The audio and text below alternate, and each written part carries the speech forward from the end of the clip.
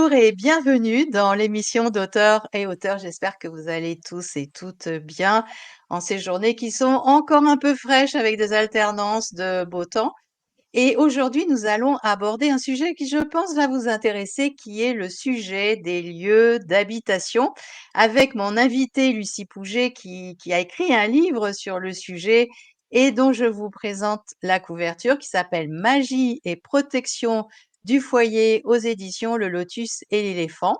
Alors, Lucie a plein de cordes à son arc et je pense que je vais en oublier, mais entre autres, éditrice, rédactrice depuis 2016, énergéticienne avec en plus des intérêts spécifiques pour la géobiologie, qui est un sujet qu'on pourra aussi aborder pendant cette émission, du chamanisme, de la lithothérapie, entre autres, et bien évidemment, qui s'est intéressée aux lieux d'habitation, en sachant que quand on parle, on dit lieu d'habitation, il y a l'endroit où on habite, la maison, mais aussi les habitants. Bonjour Lucie et bienvenue dans mon émission. Bonjour Patricia, merci beaucoup de m'avoir invitée. Bien, alors donc justement, tu considères que dans le lieu, il y a tous ces paramètres hein, qui sont Oui. importants. Et j'ai noté que dans un premier temps, tu nous invites à regarder notre lieu d'habitation comme si c'était la première fois, comme si on le découvrait, comme si presque on allait chez quelqu'un d'autre pour observer ce qui s'en dégage et ce qui peut nous inspirer. En fait, comment ça peut nous aider le fait de prendre ce recul par rapport à notre propre lieu d'habitation et d'observer ce qui s'en dégage? Comment ça peut nous aider? Alors pour moi, prendre ce temps de recul, c'est déjà prendre un temps pour soi, pour faire le point.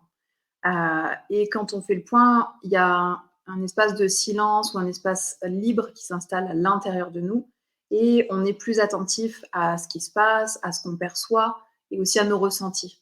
Donc prendre ce recul, ça nous permet de repartir comme d'un point neutre et d'être plus attentif à ce qui se passe. Donc, quand je vais arriver vers mon foyer, mon lieu de vie, déjà avant même de franchir le pas de la porte, comment je me sens et avec quoi je rentre chez moi après le travail ou en étant allé chercher les enfants à l'école ou après une séance de sport, avec quoi je rentre chez moi. Et de porter cette conscience sur avec quoi je suis, ça va me permettre après de réagencer, de réharmoniser ou de rééquilibrer à la fois mes énergies et celles de mon foyer. Voilà, donc faire le point, c'est le début d'un petit cheminement pour après se sentir mieux et trouver l'harmonie au sens général. Que ce soit trouver sa place dans le foyer, mais trouver sa place dans la vie au quotidien. Oui, on peut concevoir que quand on s'intéresse à soi, qu'on s'intéresse et qu'on est sensible et perceptive à l'énergie, on peut pas ne pas s'occuper du lieu d'habitation, l'endroit, où la maison peut déjà être bâtie ou à bâtir, la maison elle-même, son agencement intérieur, évidemment les gens avec qui on a envie d'y vivre. Et c'est souvent une question que j'entends quand on cherche, une nouvelle habitation. Comment on va pour toi, où tu en es dans ton expérience, comment on peut reconnaître que c'est là, c'est bien, ce futur lieu qui va nous convenir? Ouais. Alors déjà, je conseillerais en fait d'être à l'écoute des ressentis physiques. Ça nous est tous arrivé d'arriver dans un lieu où tout de suite on ne se sent pas bien et on a envie d'en partir. Bon, bah, on s'écoute, on reste pas.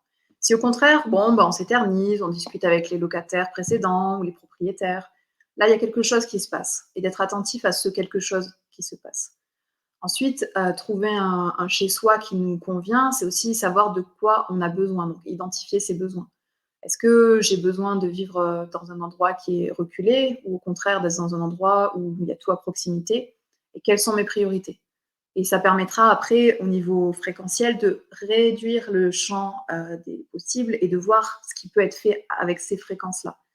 Si on cherche une maison en étant bon, un peu excédé d'aller d'agence immobilière en agence immobilière et de toujours avoir des visites qui ne sont pas forcément convaincantes, on ne sera pas du tout dans la même énergie que si on se dit, bon, là, je vais trouver mon chez moi et qu'est-ce que je vais y faire? Quelles graines je veux planter là? Je vais pouvoir peindre ou je vais pouvoir m'occuper d'un jardin ou au contraire inviter mes proches. Euh, avec quoi je suis et qu'est-ce que je veux pour moi, ça va vraiment contribuer à définir et à permettre de trouver l'endroit qui correspond. Mm. Mmh.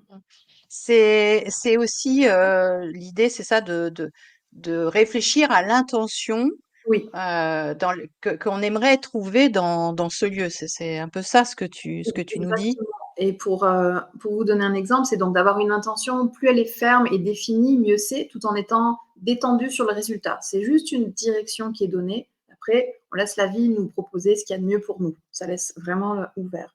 Et je me souviens avoir visité un appartement. On était plusieurs sur la visite, au moins cinq personnes. Et je suis arrivée. Pour moi, c'était chez moi. Donc, je me suis projetée au présent en imaginant, bah, là, il y a ma table, il y a mes chaises, là il y a mon canapé.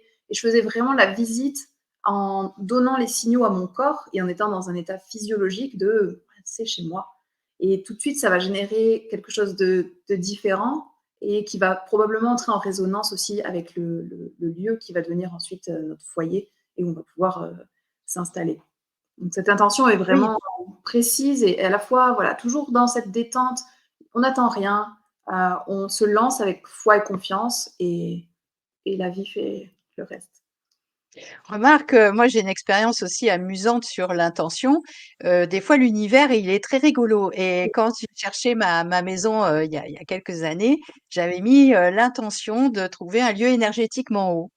Mais comme ça, tu vois? J'étais, déterminée et j'ai été téléguidée vers un lieu, alors il était énergétiquement haut avec des pylônes électriques partout et comme je suis assez sensible, quand je marchais sur la terre, mes pas ça faisait bzz, bzz. Alors là j'ai dit, peut-être pas comme ça, pas de cette manière. Tu vois ce que je veux dire? C'est Oui, oui, trop sans que nos intentions, oui, soient enfermantes, et en se laissant, bah, cette part de surprise et de spontanéité que la vie nous offre aussi, de se dire: «Bon allez, j'ai cette idée précise», un peu comme un enfant, de jouer avec notre intention de: «Moi je voudrais bien ça, mais s'il y a mieux, je prends». ah ça c'est bien ça, cette idée de: «OK, voilà ma demande, mais s'il y a mieux, je prends» parce que des fois on sait pas, on a une idée comme tu nous l'amènes dans le livre, mais peut-être qu'il y a mieux que et qui correspondrait encore, plus à nos véritables besoins. Exactement, parce qu'en plus, quand on réfléchit parfois à son intention, qu'on ait déjà fait un travail sur soi ou qu'on soit en train de le faire ou qu'on ne l'ait pas encore fait parce que c'est pas le moment, on a nos pensées limitantes, on a nos croyances, on a ce que l'extérieur projette sur nous. Donc, c'est vrai qu'être au clair avec soi, c'est très bien, mais il y a toujours, on enlève toujours des couches les unes après les autres et laisser à la vie, à l'univers ou à chacun trouve le mot qui lui correspond, la possibilité de nous offrir mieux, ouais, c'est magique.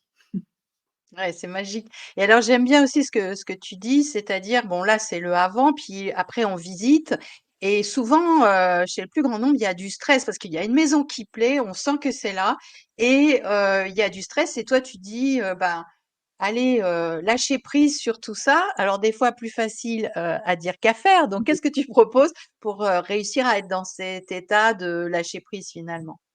Bah, pour être dans cet état de lâcher prise, il y a un livre qui a beaucoup changé ma vie qui s'appelle Transurfing, d'un Russe qui s'appelle Vadim Zeland et qui explique que l'univers nous donnera toujours raison. Donc si on part du principe que mon monde prend soin de moi, mon monde prend soin de moi et l'univers va me donner raison. Si je mets trop d'importance dans quelque chose, ça peut être la recherche d'un travail ou justement quand on visite une maison et on la veut et on n'est pas seul sur le coup. Ça va comme donner une importance plus grande et l'univers rééquilibre toujours. euh, donc, en diminuant l'importance qu'on donne aux choses, juste ça repose et on laisse les choses se faire sans pression, toujours avec cette intention détendue. Après, ça peut passer par de la respiration, simplement avant d'aller visiter ou après une visite. J'aime beaucoup l'exercice de la cohérence cardiaque que je fais plusieurs fois par jour et quelles que soient les situations, que ce soit quand il y a un entretien, un rendez-vous, de vraiment poser le corps et ça va ensuite induire un état d'esprit qui est détendu, qui est dans le lâcher prise, même si effectivement il y a différents états de lâcher prise et que parfois c'est bien plus facile à dire qu'à faire. Oui.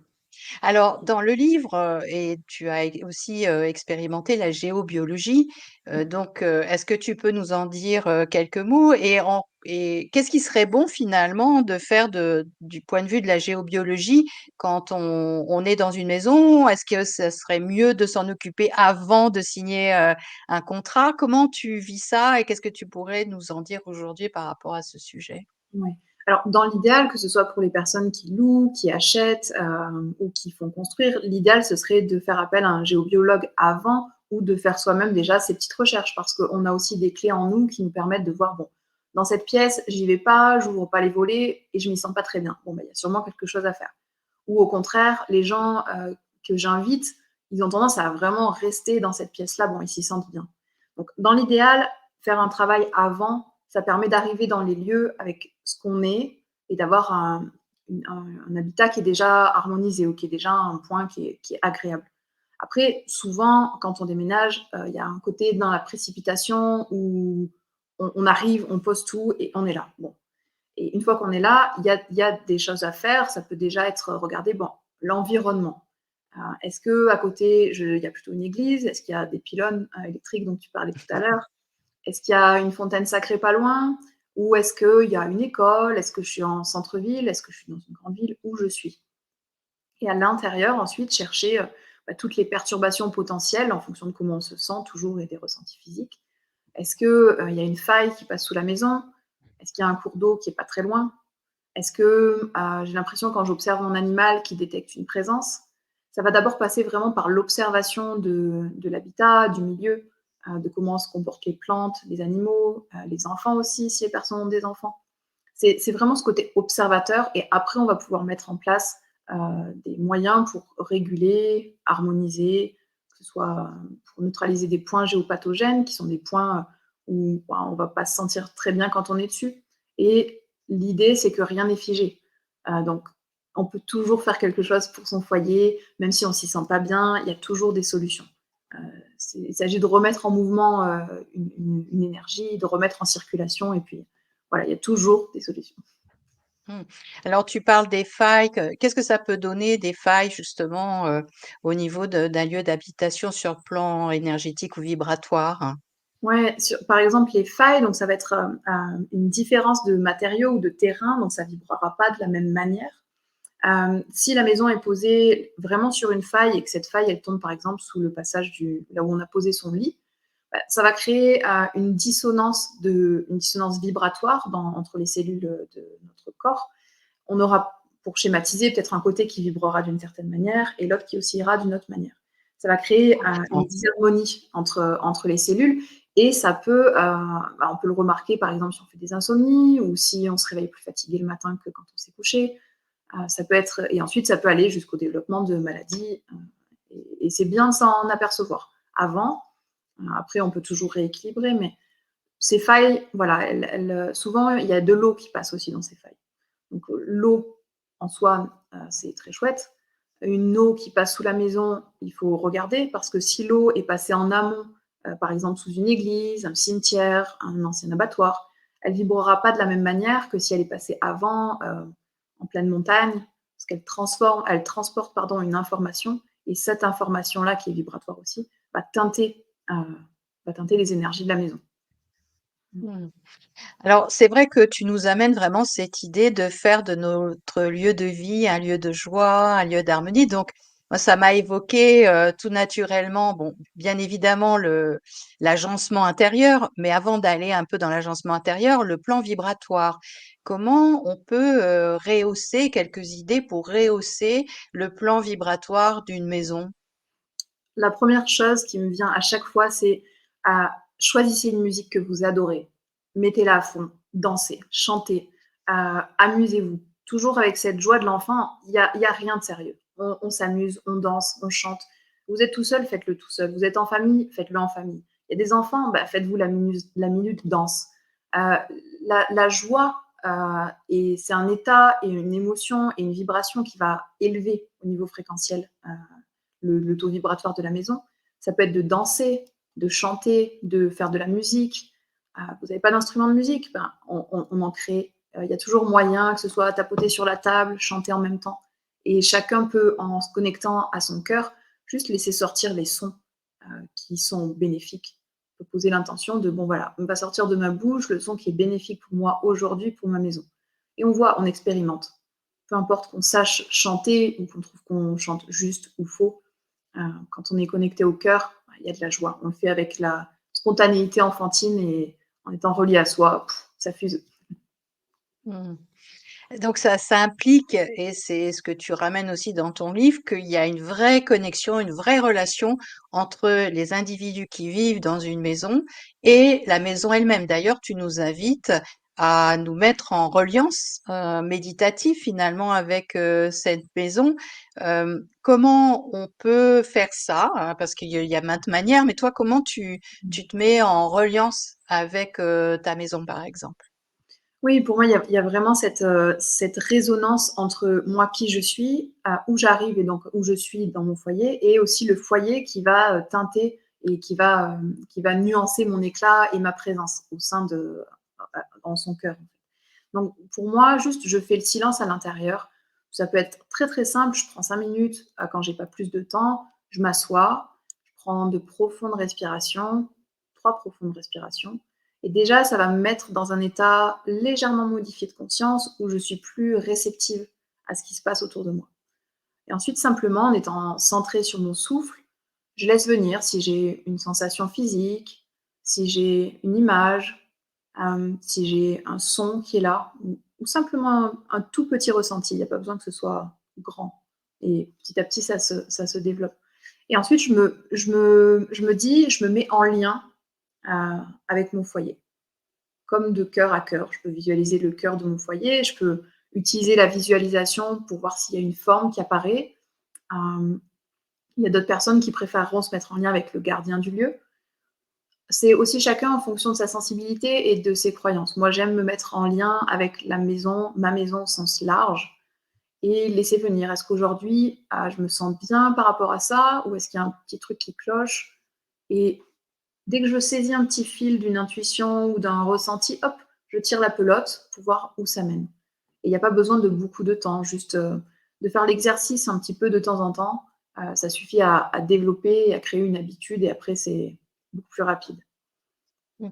Mais ça invite aussi à faire confiance, aux informations qui arrivent et pas à se dire: «Oh Oui, là là, c'est mon oui, mental qui fabrique ça et c'est n'importe quoi». exactement. Ça implique cette confiance, c'est ça, dans ces ressentis? Oui, il y a à la fois cette confiance en ce que vous pouvez ressentir, et le fait de faire une respiration spéciale avant de commencer cet exercice, ça va déjà passer le corps dans un état de fréquence alpha, bêta, gamma qui est différent, et qui va permettre, sans court-circuiter le mental, permettre de réduire un tout petit peu son volume pour laisser vraiment arriver les informations et plus avoir ce petit bonhomme qui juge. Oui, mais peut-être c'est ton cerveau qui l'a inventé. Ça, Non, c'est fréquent chez un plus grand nombre, hein. oui, Combien de fois j'ai oui, entendu ces éléments-là, ces informations-là? J'y crois oui. pas. Est-ce que c'est bien? Est-ce que c'est bien mon intuition qui me dit ça? Est-ce que c'est pas mon mental? On peut finir un doute, on peut visualiser le mental comme un petit bonhomme. On le serre très, très, très, très, très, très fort contre soi. On lui dit, bon, t'inquiète pas, tu restes là, je te récupère après, mets-toi sur mon épaule si tu veux, et on va observer ensemble. Et souvent, il s'apaise parce que notre mental, il a juste peur qu'on oublie, et il dit, hé, je suis là, je suis là. Et voilà, il suffit juste de le mettre un petit peu de côté, lui dire, bon, là, c'est mon moment intuition, je te reprends après, t'inquiète pas. Mmh. Le mental, je l'appelle Jiminy Cricket, tu vois? Et donc Oui, j'ai mets-toi Jiminy Cricket de côté. Alors donc cette connexion, elle est intéressante parce qu'elle va nous ramener des informations. Tu dis que tu aimes bien te concentrer sur ta maison elle-même, mais est-ce que ça peut aussi être intéressant de le faire pièce par pièce, par exemple, aussi dans un jardin? Qu'est-ce que ça pourrait apporter de différent de le faire comme ça par rapport à une vue à une d'ensemble? globalité, ouais. Le fait de le faire pièce par pièce, c'est que vraiment chaque pièce a une teinte différente et une nuance différente. Et je me souviens avoir fait un nettoyage énergétique d'une maison chez une amie quand elle venait juste d'acheter. Et la maison, chaque pièce vibrait d'une manière très très différente, et c'était impossible de se mettre en lien avec la maison en général. Donc on a pu vraiment procéder pièce par pièce, et chaque pièce avait une histoire à nous raconter. Il y a la mémoire des murs, et ils étaient porteurs de certaines mémoires plus ou moins agréables, et pour certaines pièces très désagréables. Et simplement de mettre en lumière ce qui s'était joué là, et d'écouter les murs, d'écouter la pierre, ou d'écouter le bois, ou d'écouter n'importe quel matériau. On a toujours à apprendre des informations. Et, et ça permet en mettant en lumière, de donner une attention à chaque pièce qui, de manière imagée, va se sentir aussi entendue, que ce soit s'il y a des présences ou même juste une mémoire, d'entendre et d'écouter correctement. Enfin, c'est comme le mental quand on en parlait tout à l'heure, et il tire sur la main ou le pull, je suis là, je suis là. On regarde, et une fois qu'on a regardé, ben, souvent ça suffit à nettoyer. Mmh. Voilà, ce pièce par pièce, il permet ça avant d'avoir une vision globale quand il y a besoin. D'accord. Donc la géobiologie pour, étudier le sol, la méditation, l'intuition pour étudier les murs et puis ensuite on a, l'intérieur même et c'est vrai que tu parles dans ton livre du feng shui, Oui. et donc en quoi alors je pense qu'il y en a quand même aujourd'hui beaucoup qui connaissent le feng shui, mais peut-être pas encore. Donc qu'est-ce que le feng shui et en quoi ça peut nous être utile pour justement, aller vers, la joie et l'harmonie dans notre lieu de vie? Oui, le feng shui, c'est vraiment une tradition ancestrale et une philosophie qui est pratique et qui est vraiment mise en application, qui va travailler avec les différents éléments, qui va travailler avec les points cardinaux et qui prend l'individu et le foyer vraiment dans un sens global. Donc, comme on disait tout à l'heure, ça peut être aménagé pièce par pièce, mais ça peut être aussi donner une couleur particulière à notre habitation en étant vigilant, par exemple, à notre entrée. Comment j'entre chez moi? Est-ce que l'entrée, c'est un débarras? Est-ce que c'est facile d'y aller? Est-ce que quand mes invités arrivent, ils ont la place pour poser leurs affaires?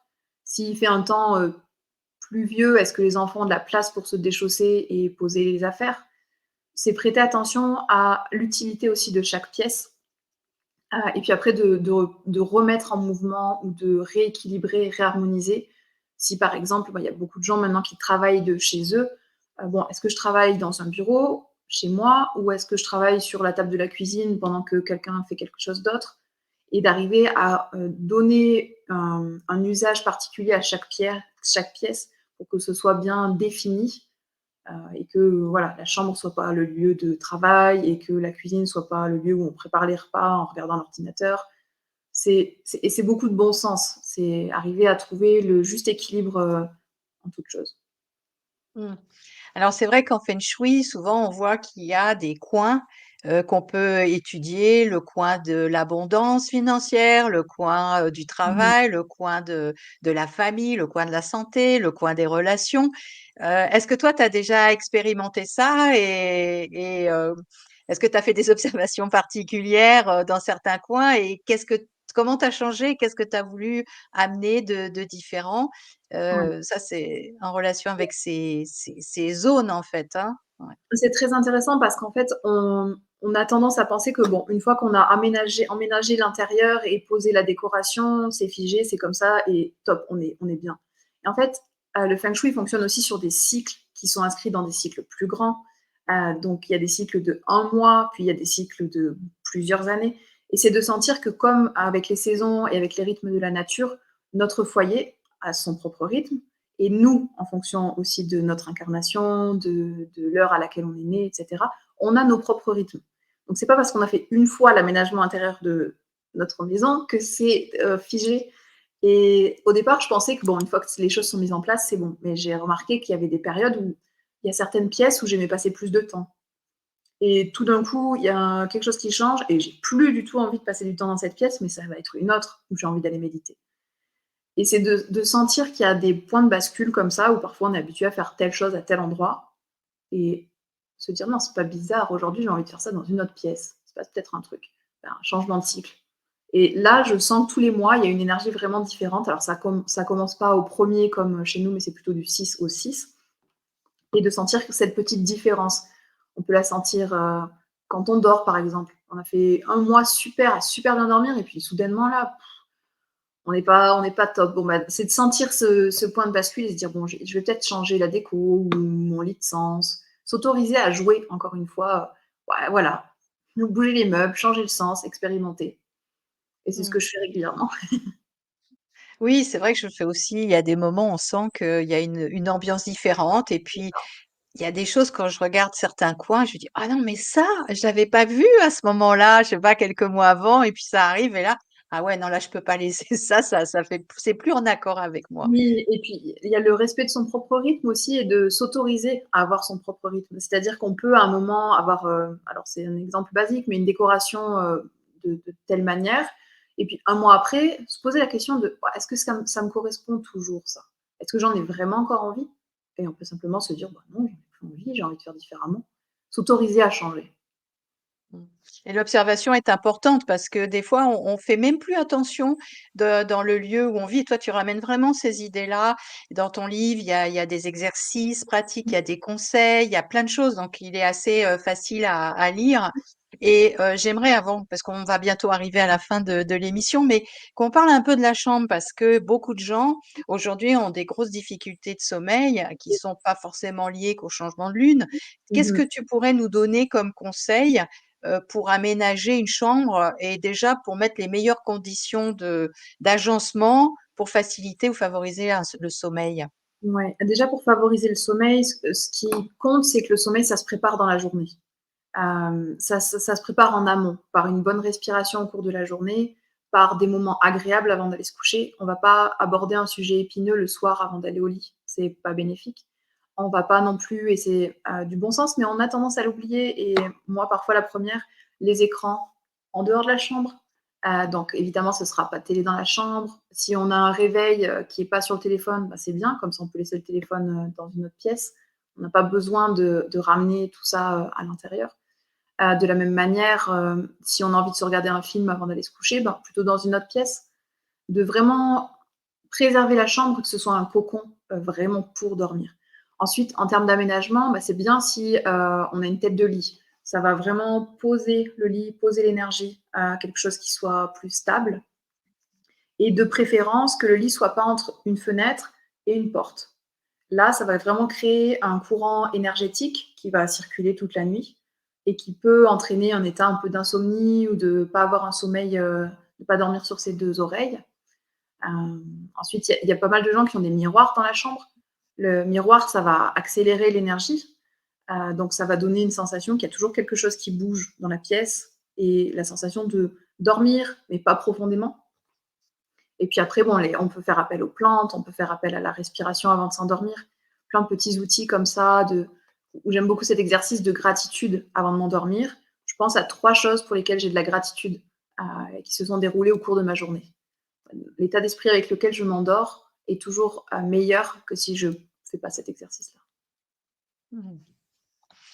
Eh bien, écoute, merci beaucoup pour, ces échanges. J'espère que ça vous aura donné envie d'aller regarder votre habitation peut-être d'une autre manière et puis de vous aider du livre, qui s'appelle «Magie et protection du foyer». Alors, on a exploré que certains aspects. Il y a encore plein, plein de choses, hyper intéressantes. Donc, je vous invite à explorer si c'est un sujet qui serait d'actualité pour vous.